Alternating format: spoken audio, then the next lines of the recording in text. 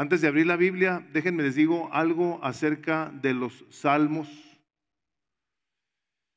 Los salmos son conocidos a través de su historia, de la historia, como el libro de las alabanzas. Es el Salterio, el libro de alabanzas o el libro de los himnos, así le conocía el antiguo pueblo de Israel, el libro de los himnos. Y como trae ahí en varias ocasiones se mencionan las cuerdas y los instrumentos, se puede decir que no únicamente es un libro de himnos, sino de cantos en adoración a Dios, que fueron escritos aproximadamente en un lapso, se cree, y aquí hay cierta duda, se escribieron alrededor de 900 años. Y a través de la historia se han escuchado también muchas cosas acerca del libro de los Salmos. Leía de un pastor que se llama Mark Dever, donde él mencionaba que Abraham Lincoln le comentó a un muy amigo de él, le dijo: es lo mejor que hay los Salmos, dice. Me encuentro con algo nuevo todos los días. Hablaba otro hombre, Martín Lutero, donde decía él, los Salmos, perdón, es la Biblia en miniatura. Hay quien más dice que los Salmos contienen la historia de Israel, toda la historia de Israel. Es un libro con 150 capítulos que está dividido en 5 partes. Son del 1 al 41, del 42 al 72, 73 al 89 y 90 al 106 y el 107 al 150, donde cada una de estas secciones termina con una alabanza.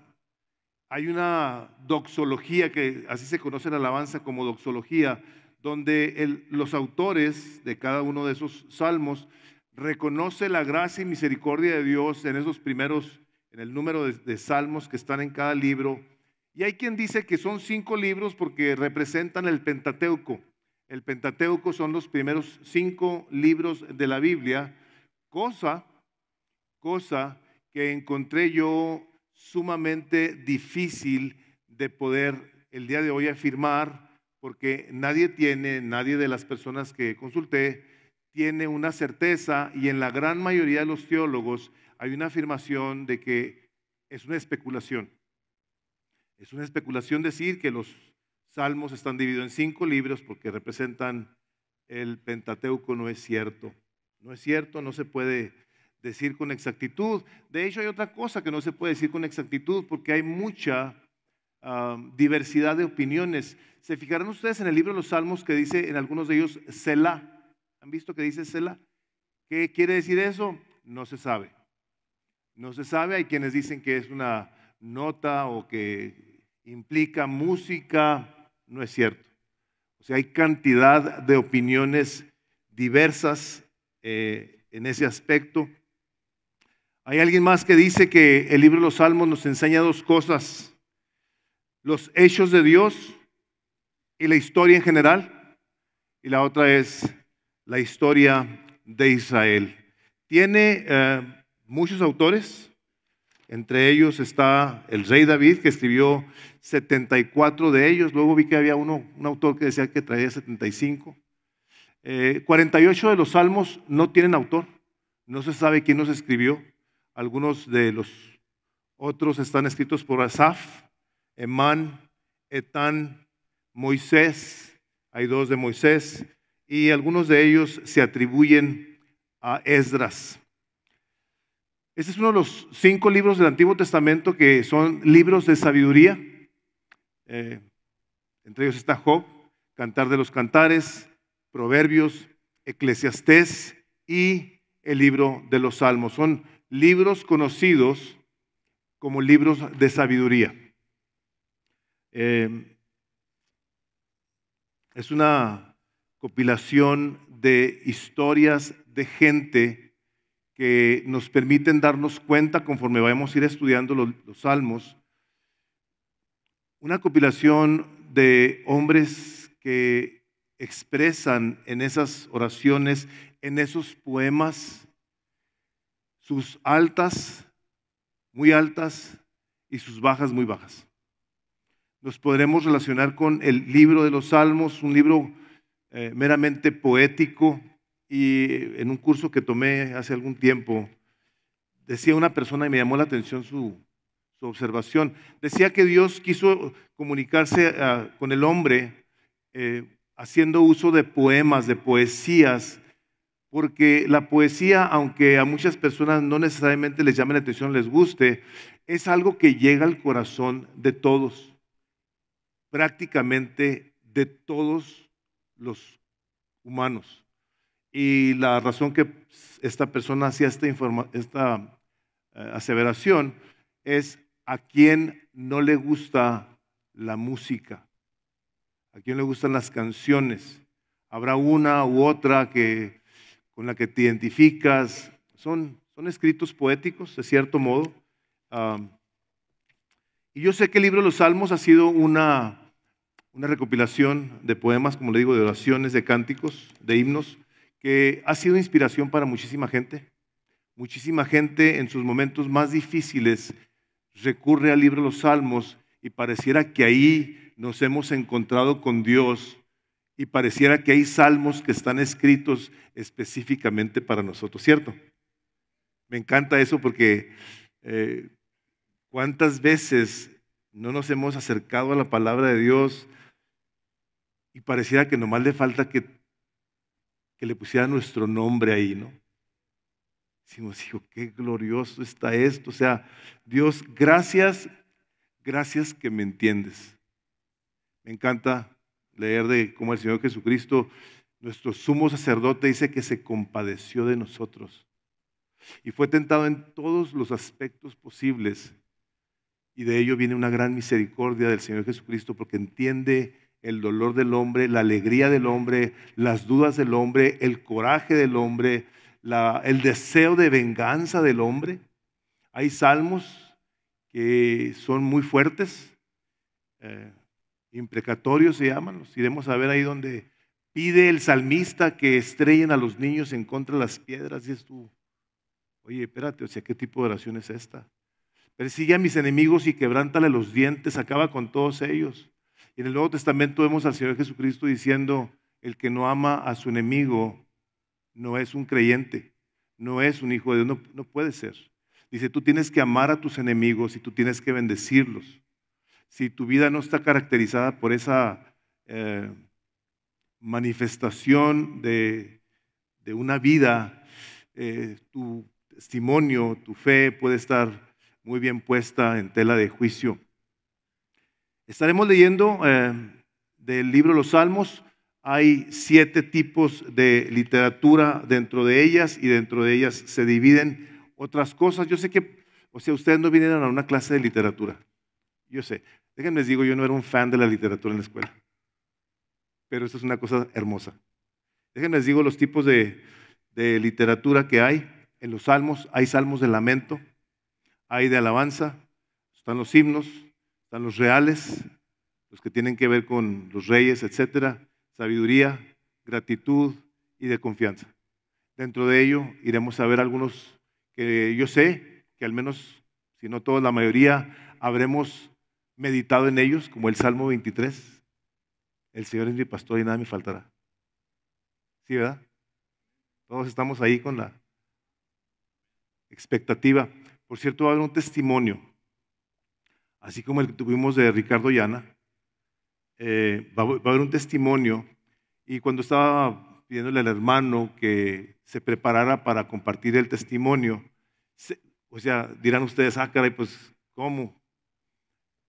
Me acordaba de él con la parte donde dice: aunque ande en valle de sombra de muerte, no temeré ningún mal, porque tú estarás conmigo, tu vara y tu callado estarán conmigo.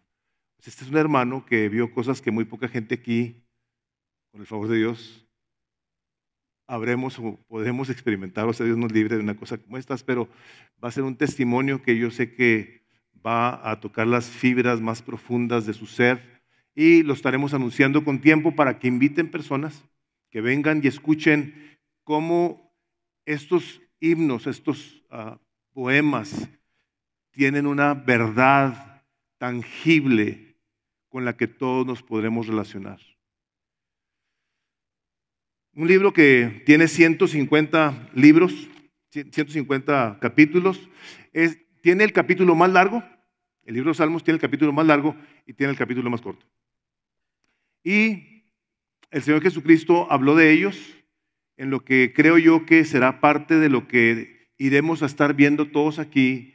Nos vamos a topar con el Señor Jesucristo en los Salmos y les voy a leer, todavía no empezamos nuestra predicación, del capítulo 24 del Evangelio de Lucas, donde el Señor Jesucristo dijo estas palabras y les dijo así: estas son las palabras que os hablé estando aún con vosotros. Ya el Señor Jesucristo había resucitado, se manifiesta a los discípulos y les dice que era necesario que se cumpliera todo lo que está escrito de mí. Dice, en la ley de Moisés, estamos hablando de los primeros 5 libros de la Biblia, en los profetas, y lo dice así, y en los salmos. O sea, los salmos hablaron del Señor Jesucristo, lo predijeron, lo profetizaron de una manera asombrosa, asombrosa. Y deseamos que vengamos a una de las realidades que vivieron los discípulos con esto. Cuando el Señor Jesucristo les dice estas cosas, fue algo tremendo para ellos porque pudieron ver entonces el cumplimiento no únicamente de todas las palabras que Él habló, sino de todo lo que estaba escrito de Él, del Señor Jesucristo. Entonces, al verlo resucitado, escuchar estas cosas, dice, la ley de Moisés, los profetas, los salmos, estos hombres, al verlo resucitado, fueron tan impactados que se dieron con diligencia a leer la palabra de Dios. Se dieron vehementemente, dice la palabra, cuando estaban buscando quienes sirvieran en las mesas, dice que busquemos a hombres llenos del Espíritu Santo, porque no había quien atendiera a las viudas. Dice, vamos a buscar 7 varones llenos del Espíritu Santo. Dice, porque nosotros nos tenemos que dedicar al estudio de la palabra y a la oración. Entonces, estos hombres fueron transformados por el poder de Dios a través de la Escritura y de la palabra viva hecha carne en el Señor Jesucristo. ¿Por qué tiene que tener un peso esto que les estoy diciendo? Por lo siguiente. Porque una vida que no es cambiada no es un cristianismo legítimo. Si tu vida no está transformada, tu cristianismo es falso. Así de sencillo. Y nos habremos de topar aquí con los salmos, donde nos enseña la palabra de Dios a cómo vive el hombre sabio, cómo se hace sabio el hombre de Dios, la mujer de Dios. Vamos a entrar a esta parte de la Escritura, habiendo dicho estas cosas, y tengo muchísimas más cosas que decirles del Salterio, pero vamos a abrir nuestras Biblias en el Salmo número 1 y vamos a orar después de leerlo y entramos a nuestra predicación. Creo que si ustedes se dan a la lectura del libro de los Salmos, si leen 5 salmos al día, en un mes lo leen. Es que lo pueden hacer 12 veces al año. ¿Ok? Salmo número 1 dice así: bienaventurado el varón que no anduvo en consejo de malos, ni estuvo en camino de pecadores, ni en silla de escarnecedores se ha sentado, sino que en la ley de Jehová está su delicia, y en su ley medita de día y de noche. Será como el árbol plantado junto a las corrientes de las aguas, que da su fruto en su tiempo y su hoja no cae. Todo lo que hace prosperará. No así los malos, que son como el tamo que arrebata el viento. Por tanto, no se levantarán los malos en el juicio, ni los pecadores en la congregación de los justos, porque Jehová conoce el camino de los justos, mas la senda de los malos perecerá. De las más cosas que se continúan diciendo acerca del libro de los Salmos, se dice del Salmo número 1 que es el prefacio al libro de los Salmos, que es el prefacio del Espíritu Santo al libro de los Salmos. Ahora, algunos de ustedes pensarán, ¿y qué es prefacio? Ya ven los libros cuando trae aquí una parte en el principio que dice prefacio. La palabra prefacio está compuesta de dos palabras, pre, antes, y fari, hablar. Antes de hablar, dicen los autores en el prefacio de los libros, déjame te digo algo acerca de lo que vas a leer.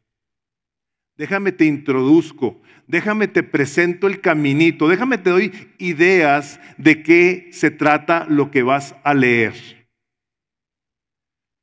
Un hombre llamado Temper Longman, profesor de Westminster, dijo esto, dice, el Salmo 1 nos da dos retratos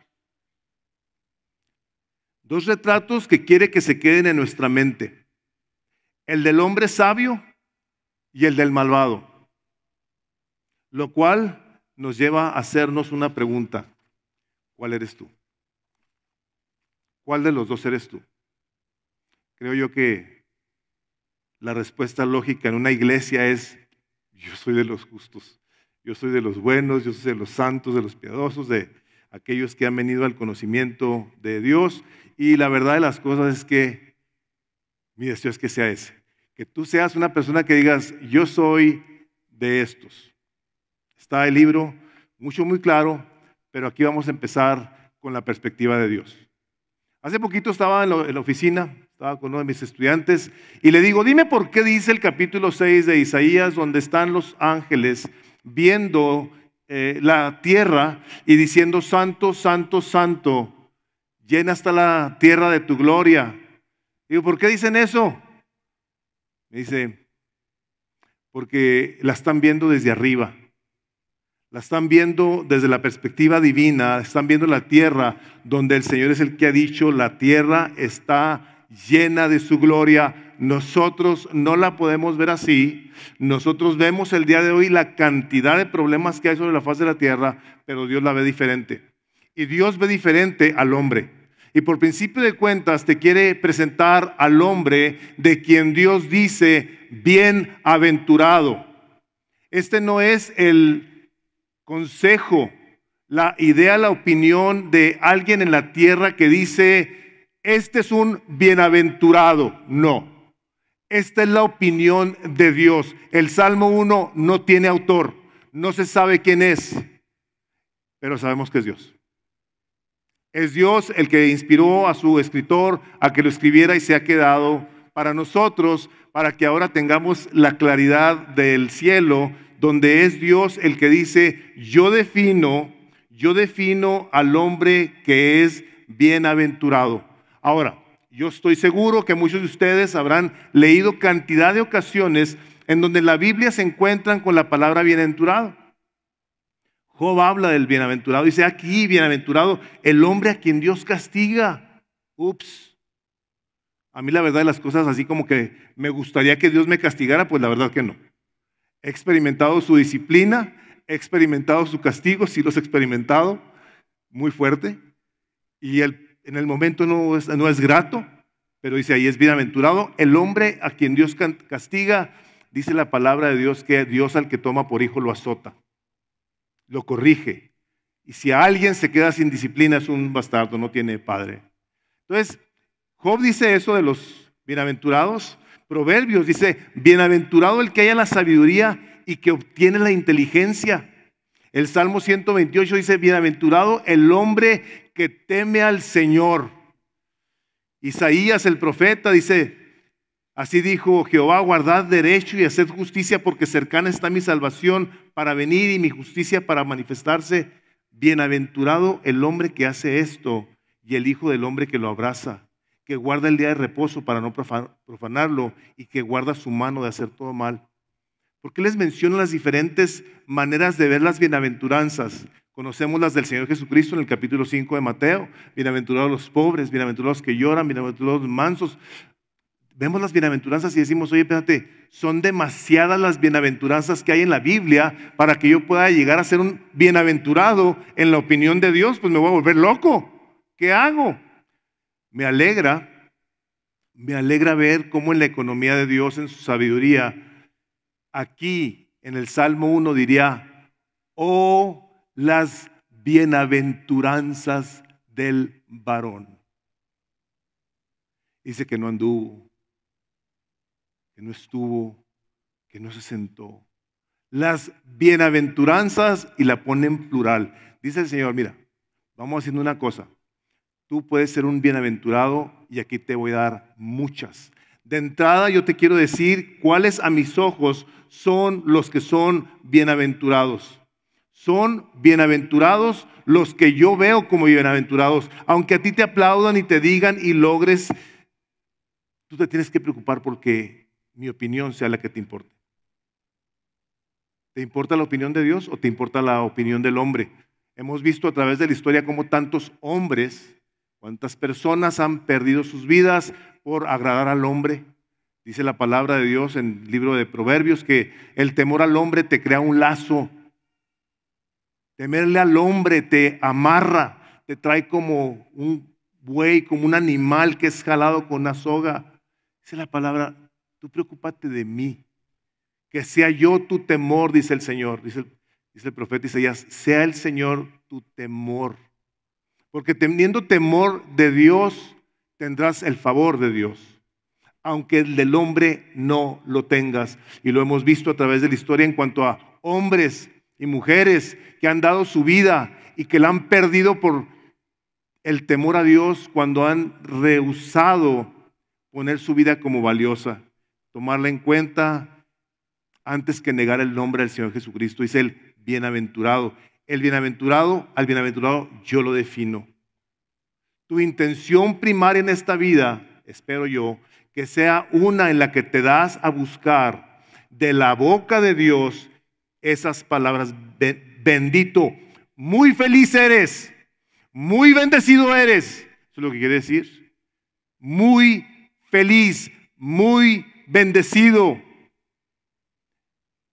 Bienaventurado el varón. El varón. Aquí se expresa el varón, pero quiero decirles una cosa, aunque sí, de entrada, varones, nos están hablando a nosotros, nos está hablando a todos el Espíritu Santo. La Biblia en muchísimas ocasiones, he oído pastores decir que la Biblia les habla nomás a los varones, no es cierto. Quiero decirte algo, en muchas partes Dios les habla a los hombres. Nos está hablando aquí a nosotros, hermanos. Y una de las cosas que el Señor quiere que vea es que te quiere poner bien claro dos cosas, la vida del justo y la vida del pecador. Bien clarito, pero no nomás estas dos cosas, sino su final. Es el hombre malo, este es el justo, y vamos a ver al final qué es lo que va a pasar. Bienaventurado el varón que no anduvo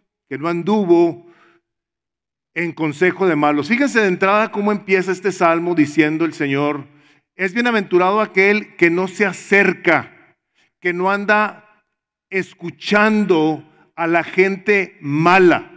No anduvo cerca de ellos. Dice, no anduvo en el consejo. Hablaban locuras, decían majaderías, etcétera, etcétera. Dice el Señor, el hombre que se abstiene de acercarse a los malignos estos es bienaventurado. Y la literatura hebrea de sabiduría tiene lo que se conocen como paralelismos. O sea, hay paralelismos en los que se ha llegado a mencionar que pues nada más por cuestiones de uso de literatura. La verdad es que la literatura inspirada por el Espíritu de Dios no nomás es para que sea literatura. Es para enseñarnos, para instruirnos, para transformarnos. Anduvo, estuvo sentado. Él que es bienaventurado no anda cerca de los consejos de los malos. están hablando de cosas que no son edificantes para la vida del hombre. Y quiero hablarles a los hombres, escúchenme. Te estás dando cuenta de que sus pláticas, sus conversaciones, no únicamente no edifican, sino que te contaminan.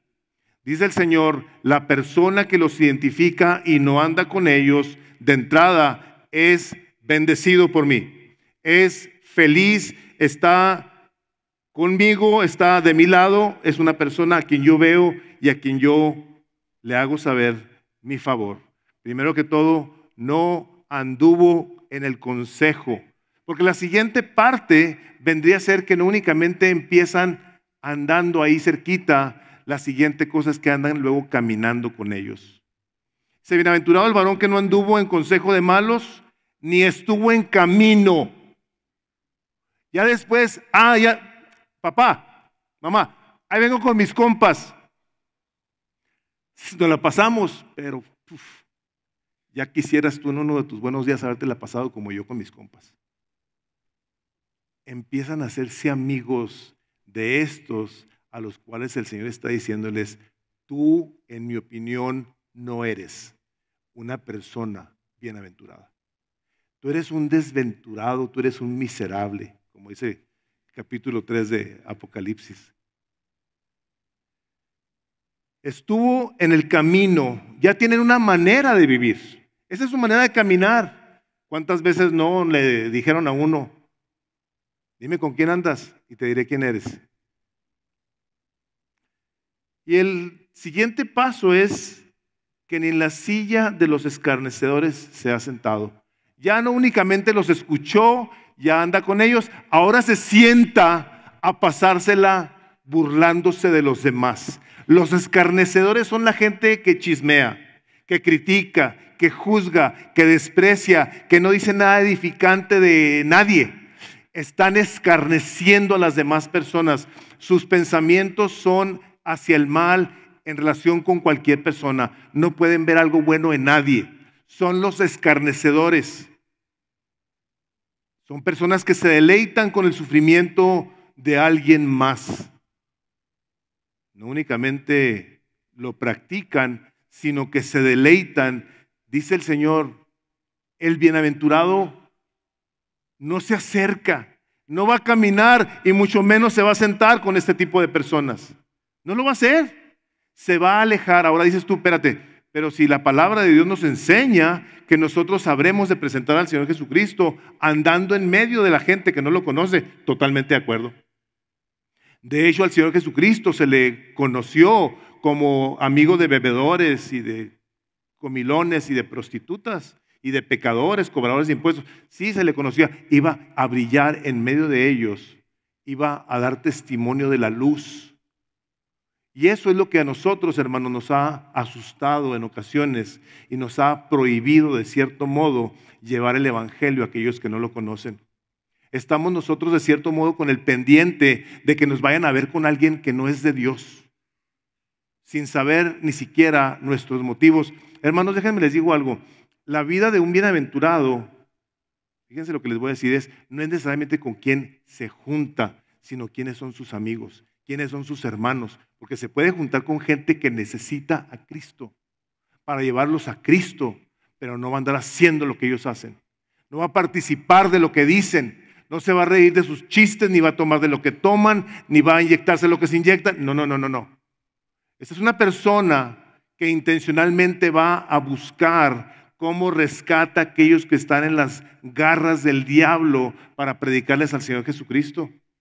Un pescador para pescar se tiene que meter al agua, se tiene que mojar, se tiene que ensuciar.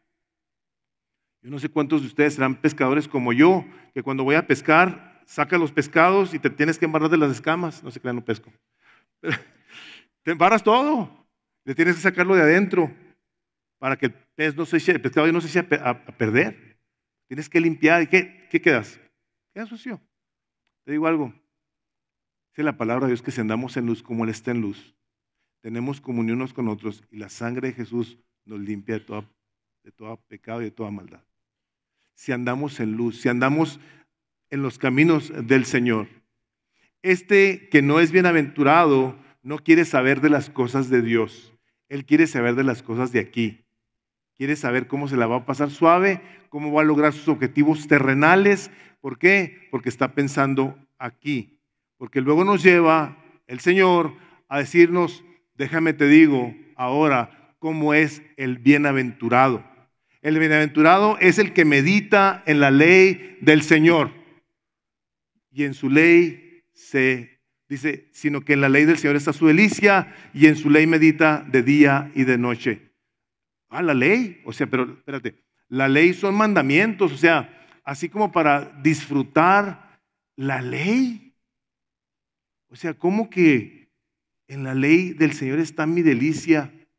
Miren, nosotros desafortunadamente, como dice Juan 3, ¿no? Que esta es la condenación, que la luz vino, pero nosotros amamos más las tinieblas que la luz porque nuestras obras eran malas. A nosotros las reglas no nos gustan. La ley no nos llama la atención. Sin embargo, es por la ley que nosotros podemos estar el día de hoy bien. Ha sido la rebelión contra la ley la que nos ha llevado a la cárcel, a tener accidentes. Cuando vemos los letreros en las carreteras, cuando vemos los anuncios en lugares, decimos, ¿cuánto anuncio? Lo necesitas. Lo necesitamos. Nosotros debiéramos decir, gracias a Dios porque alguien anduvo poniendo aquí letreros así, velocidad máxima, velocidad máxima, velocidad máxima. ¿Para qué? Para que tú sepas a qué velocidad conducirte. Pero no nos gusta que se han vendido cantidad en millones los detectores de velocidad. Espero que aquí nadie traiga uno, ¿eh? ¿Para qué lo compraste? Se están riendo porque aquí tienen. ¿Sí sabes para qué lo compraste, verdad? Para violar la ley.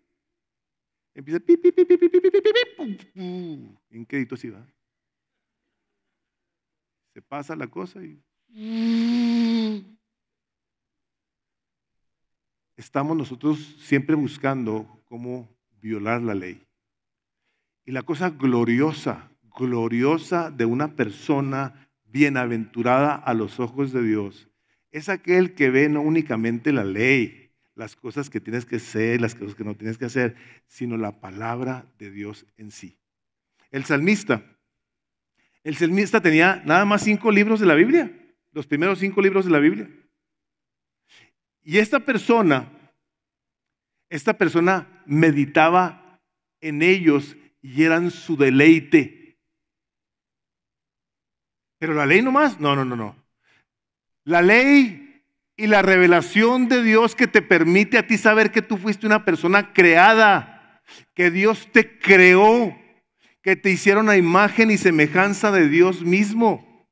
Te dieron la capacidad de amar, de bendecir, de disfrutar, de gozarte. Tienes un creador, no vienes de no sé qué, tú vienes de una persona que te creó, del Padre y del Hijo y del Espíritu Santo. Dice la palabra, hagamos al hombre a nuestra imagen y semejanza, la misma esencia, la misma persona de Dios nos hizo partícipes de la Trinidad.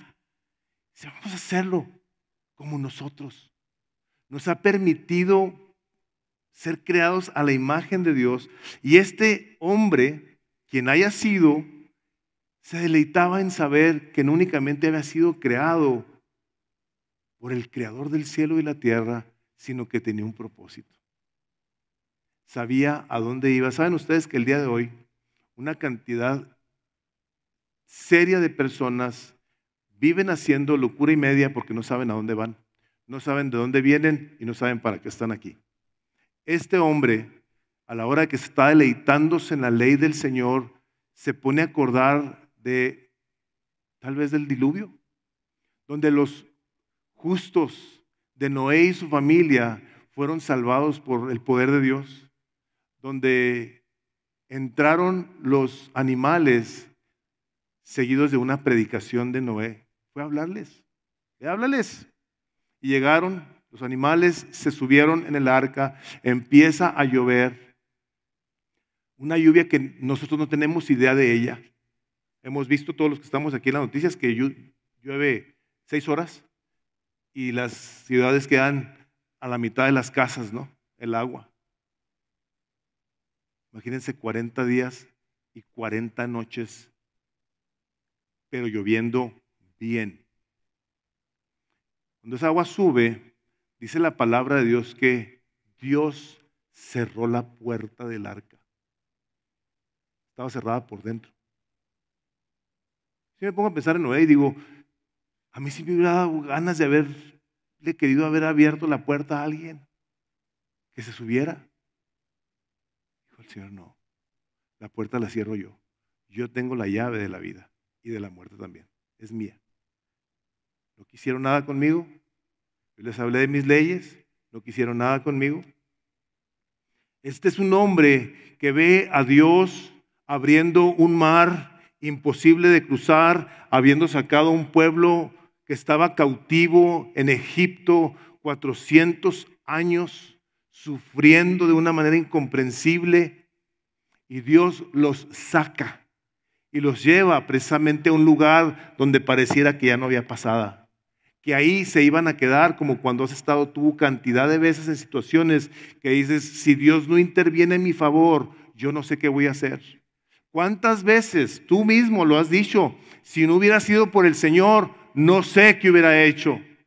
Este hombre seguramente que se acordaba cuando Dios, a favor de su pueblo, abre ese mar, pasa por ahí a sus hijos y luego los cierra donde todos los enemigos quedan sepultados. Donde trajo el Señor la confusión de Babel, donde vio este salmista que a lo mejor no era como el hombre se imaginaba que iba a ser el poder llegar a retar a Dios con aquella torre diciendo, hagamos una torre y hagámonos un nombre para nosotros. Dice la palabra de Dios que vieron y dice, confundamos ahora su lengua. ¿Tú quieres saber quién inventó los idiomas? Nada más vete a la Torre de Babel, ahí están. De ahí salieron. Todos los idiomas de la tierra, de ahí se derivan. Ese es el inicio de los idiomas de la tierra, la confusión. Nosotros no hablamos todos los idiomas por cuestión del pecado. O sea, recuerdo que aquí venía una persona buscando de Dios, si recordarán, una persona vestida así como de la India, y una desesperación por las cosas de Dios.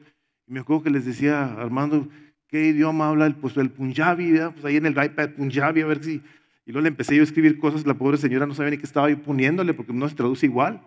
Pero la desesperación de querer comunicarnos es el resultado de pecado. Este hombre decía, gracias Dios que me has dado un lenguaje con el que toda la tierra se puede comunicar contigo. Se deleitaba en la gracia de Dios, en la ley de Dios, en que Dios había dicho cantidad de cosas para tu bien.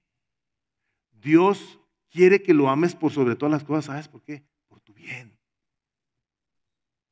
Si tú no amas a Dios por sobre todas las cosas, si sabes qué es lo que va a pasar, ¿verdad? Vas a crear un ídolo de algo o de alguien más. Te vas a hacer un idólatra. Dice, ámame a mí con todas tus fuerzas, con todo tu entendimiento, con toda tu alma, con todo tu corazón. Y a tu prójimo como a ti mismo.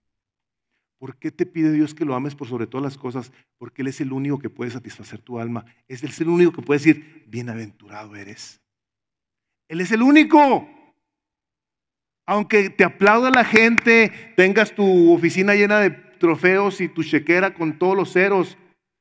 Si el Señor no te dice bienaventurado, dice la palabra de Dios, ¿de qué te sirve ganar a todo el mundo si pierdes tu alma? Dice, guardaos de toda avaricia, porque la vida del hombre no depende de sus bienes materiales. Es el Señor Jesucristo hablando. Y más adelantito, en el versículo 31, memorizando unas cosas, dice, mas buscad primeramente el reino de Dios y su justicia. Y todos sabemos que todas las demás cosas nos van a ser dadas por añadidura. Cuando nosotros tenemos al Señor Jesucristo como el Señor, como lo más importante de nuestras vidas, va a ser de ahí de donde nosotros vamos a poder meditar y decir, pero qué gracia de Dios que desde Génesis está profetizado que va a venir un día el Salvador. Qué glorioso que una persona pueda decir, me voy a deleitar en las promesas de la palabra de Dios todo el día.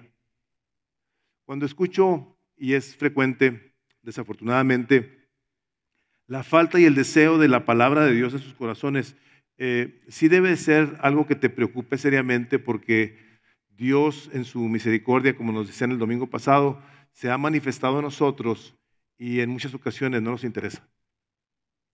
Tenemos la palabra de Dios, tenemos la iglesia y venimos y no pasa nada en nuestras vidas. Así es el bienaventurado, dice su palabra, será como árbol plantado junto a corrientes de aguas. Esta es la manera en la que Dios habla de aquel que medita en su palabra. Va a ser como los árboles, como esos árboles enormes que están enseguida de los ríos, que vienen las tempestades y luego volteamos y los vemos y nomás se les mueven las hojitas. Dice el Señor, así va a ser el hombre que medita en mi ley día y noche. Va a ser, yo así lo voy a ver, como un árbol donde los pájaros pueden venir a hacer sus nidos, donde gente podrá tener sombra para refrescarse de las tempestades. Así quiere Dios verte, como un árbol que va a ser usado por Dios para que aquel que está asoleado, quemado por el sol, venga bajo la sombra de tu vida y reciba un refresco, reciba un aire. Ya ven cómo se siente cuando está el calor, no nos paramos abajo de un árbol, decimos, ay, qué rico. Y el Señor, así va a ser como ese árbol que da fruto. Una persona que da fruto, de acuerdo a lo que dice el capítulo 5 de Gálatas, dice, da el fruto del gozo, de la paz, de la fe, de la bondad, de la misericordia, de la templanza, del dominio propio, del amor. Una persona bienaventurada a los ojos de Dios es una persona que da fruto. Hay un cambio en la manera de vivir, de pensar, de hablar, de ser de cada persona a quien Dios ve como una persona bienaventurada. Va a dar fruto en su tiempo y si su hoja no cae. Nada de lo que hace a mis ojos va a tocar el suelo. Si dice que aún nuestras lágrimas, todas nuestras lágrimas, Él las va a secar. ¿Cuánto más aquello que habíamos hecho para la gloria del Señor Jesucristo, donde diciendo, como se nos recordaba la semana pasada también, apartados de Él nada podemos hacer, pero en Cristo todo lo podemos. Todo lo podemos y es bien visto a los ojos de Dios. Pero no. O sea, Dios, la economía de Dios no se detiene en lo que no nomás es que no caiga en el suelo, no, dice, va a prosperar. Y fíjense, una cosa importante de lo que aquí debemos de ver es, no está hablando de que Dios te va a recompensar, de que Dios te va a dar cosas. No. El que medite en la ley del Señor es como dice Colosenses 3, dice, si pues habéis resucitado con Cristo, buscad las cosas de arriba donde está Cristo sentado a la diestra. El que ha nacido de nuevo es uno que busca las cosas de la eternidad. El otro anda buscando dinero, posesiones, placer, acumular. Dice, te voy a prosperar, pero de acuerdo a lo que yo prospero el alma de alguien con la paz de Cristo. Te voy a llenar del gozo de mi Espíritu Santo. Te voy a dar el perdón de mis pecados. Te voy a lavar de tu maldad. Te voy a hacer que te rejuvenezcas como el águila. Te voy a saciar de bien tu boca. Te voy a coronar de favores y misericordias. Voy a sanar todas tus heridas. A los ojos de Dios, una persona próspera es una persona no próspera como la calificamos nosotros aquí en la tierra. Vemos a gente muy próspera en la tierra que va derechito al infierno. Nada tienen que ver con Dios. Dios no es importante en sus vidas, no lo necesitan. Los objetivos de su vida son terrenales, son como dice el programa, para aquí y ahora. No son para la eternidad. No hay una negación, no hay un deseo por la gloria de Dios, no. Es yo soy un amante de lo terrenal, no de Dios. Y lo dice como si fuera un hacha, no así los malos. Dice esta parte de la Escritura, dice que van a ser como el tamo que arrebata el viento. De la palabra, el tamo es como la basura que viene como resultado de, por decirles, de moler trigo. Todo lo que cae de moler las semillitas, hagan de cuenta, es un ejemplo. Dice, así son los malos. No sirven para nada y se van a quemar. Ay, caramba. Esa es la palabra de Dios donde nos está diciendo, el malo lo tengo que poner en la categoría clara, definida, de que no sirve para nada y que se va a quemar. Para eso sirve todo aquello que no da fruto. Dice, y el hacha está puesta para todos aquellos que no dan fruto. Dice, van a ser cortados. Dice, van a ser como la basura que se lleva el viento. Andan de aquí para allá. No hay un lugar para ellos, no hay una dirección para ellos, no hay una claridad para ellos, no hay un uso para ellos. Esto es a los ojos de Dios, y si nos ponemos a verlo en una perspectiva de lo terrenal, podemos decir, oye, espérate, esta persona es atea y hace cosas muy buenas, sino más que Dios lo ve como basura. Ay, Chihuahua, pues eso está muy fuerte. Sí, por eso dice el profeta Isaías, dice, tus justicias, dice, son como un trapo de inmundicia. Son como hoja seca, dice. Esta es la palabra de Dios. ¿Se nos hace fuerte? Sí, se nos hace fuerte, definitivamente. A mí se me hace muy tremendo todo esto. Digo yo, wow, qué intenso está esto, porque no se detiene ahí. Digo yo, ¡ay! Todo se sigue yendo. Y dice, por tanto, no se levantarán los malos en el juicio. O sea, no únicamente no sirven, te van a quemar, pero te voy a decir algo, por si te queda alguna duda, va a haber un juicio final, y te quiero decir que en ese juicio final no se van a levantar. Estaba yo en ocasiones creo que es injusto, me dieron una multa por alguna cosa injusta, no me acuerdo, pero llegué yo ahí a la corte, o a lo mejor iba acompañando a alguien, ¿no? No se crean. No. Llego y un joven, estaban entrando, ya ven cómo van entrando, los que sepan qué es, y traía una camiseta que decía en inglés, a mí no me importa lo que tú me digas, enfrente. Y yo lo estaba viendo cuando estaban entrando. Y yo, este vato se voló la barda, ¿verdad? Y lo ve el juez así, lo ve el juez entrar. Ven para acá, trae tu multa, dásela. Eres culpable, salte. Y se voltea y la camiseta decía lo mismo. ¿Ustedes creen que le importó muy poco lo que dijera el juez? Para nada, ¿verdad? Esa es la palabra de Dios, que el Señor Jesucristo va a regresar como el juez. Este juez donde va a haber un juicio en el que vamos a estar los vivos y los muertos. Todos vamos a estar ahí. Se van a juzgar a los vivos y a los muertos. Todos van a estar ahí. Los muertos espiritualmente, los vivos en el Espíritu, en Cristo Jesús. Ahí vamos a estar todos bien conscientotes, sumamente conscientes. O sea, va a ser una hipersensibilidad a todo lo que está tomando lugar. Y en este juicio donde se sentará el Señor Jesucristo, va a ser un juicio final. Este es el juicio final. No hay una apelación. Tu juez no se va a equivocar. Va a decirte pecado por pecado con una exactitud de día, mes, hora, año, segundo de lo que dijiste, cuando lo dijiste, con quién lo dijiste, para qué lo dijiste, y lo que no dijiste, el Señor sabía perfectamente lo que estabas pensando. No va a haber una apelación. No vas a tener a alguien que diga aquí hay una tecnicalidad y tu juicio está fuera de la corte. No va a haber una segunda oportunidad. Aquí el juez es Dios y Él va a tener toda la autoridad de decirte absolutamente toda la verdad. De tal manera que te quedarás atónito. No hay fianza, No vas a tener testigos. Tus testigos se van a quedar callados todos en ese juicio final donde nadie tendrá nada que decir, porque todo lo que van a estar escuchando es la palabra viva y eficaz que va a cortar toda espada, como una espada, a todos los que estén ahí.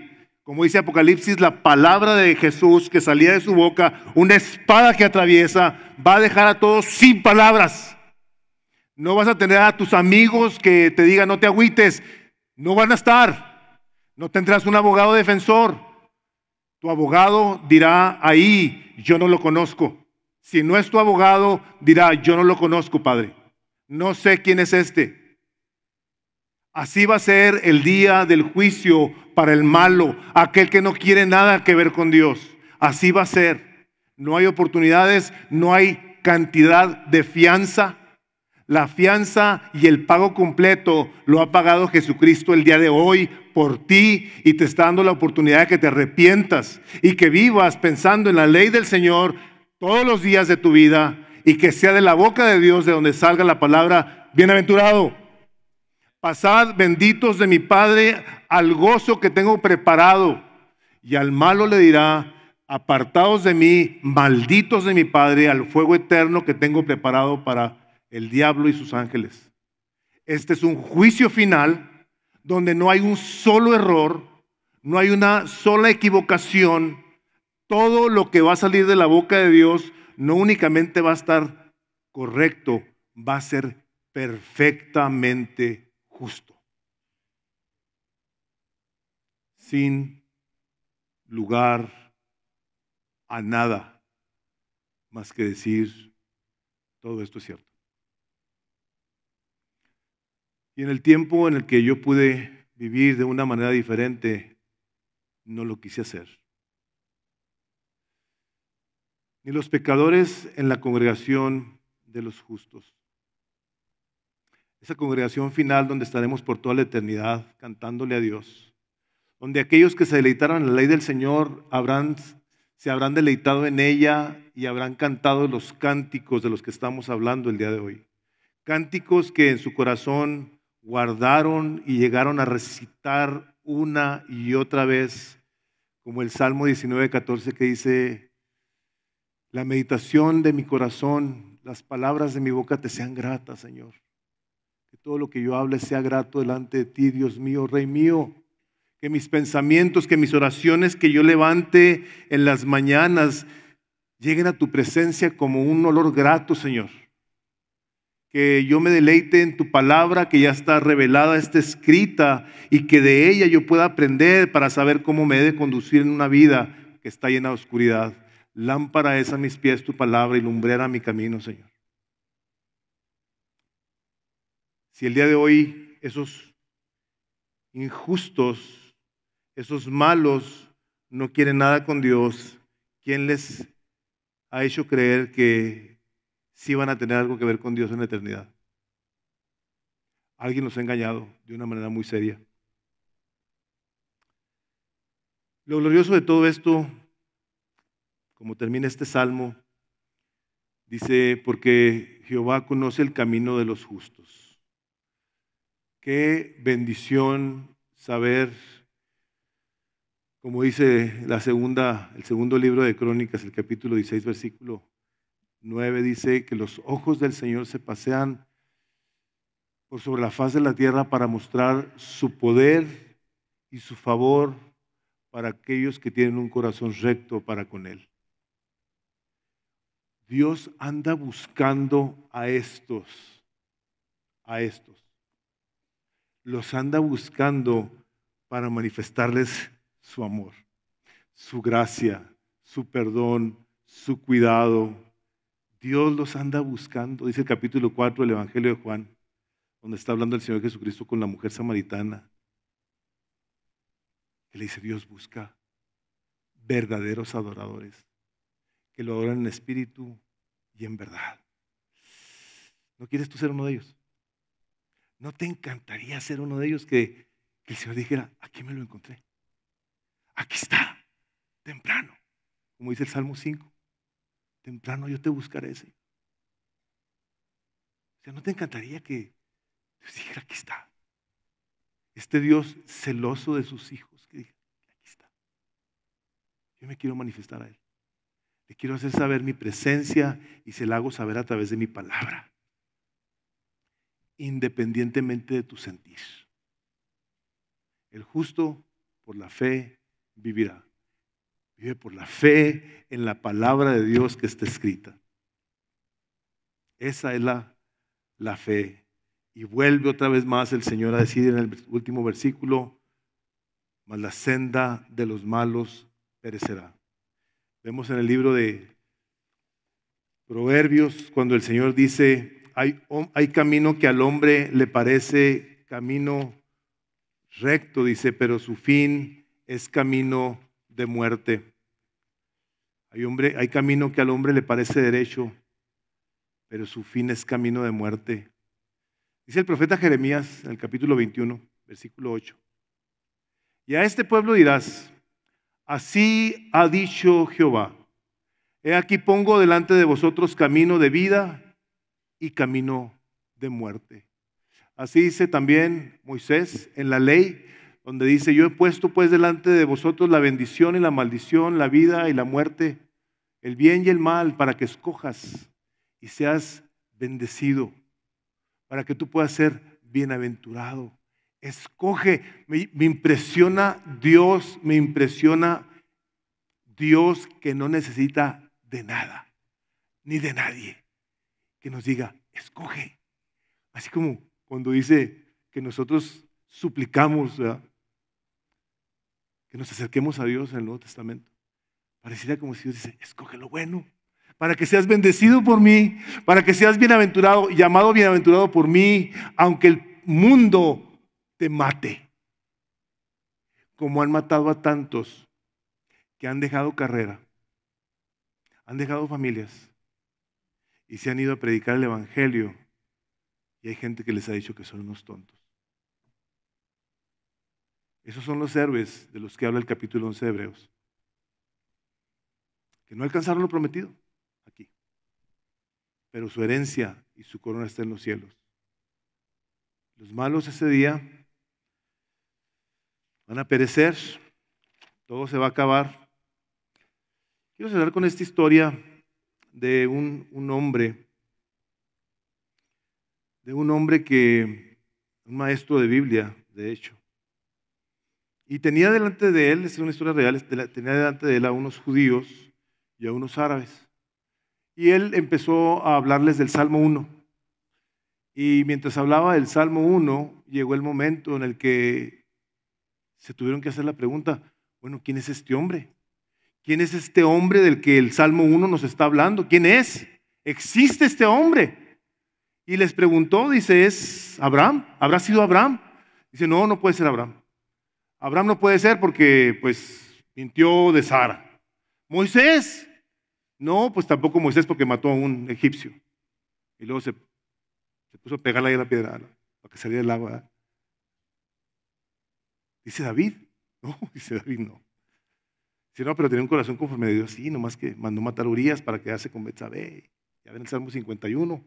Ten misericordia de mí, oh Dios, conforme a tus misericordias. Aborra mis rebeliones, un rebelde. ¿Quién fue? Y nadie contestaba. Nadie decía nada. Y estaba un hombre ahí grande, un viejo.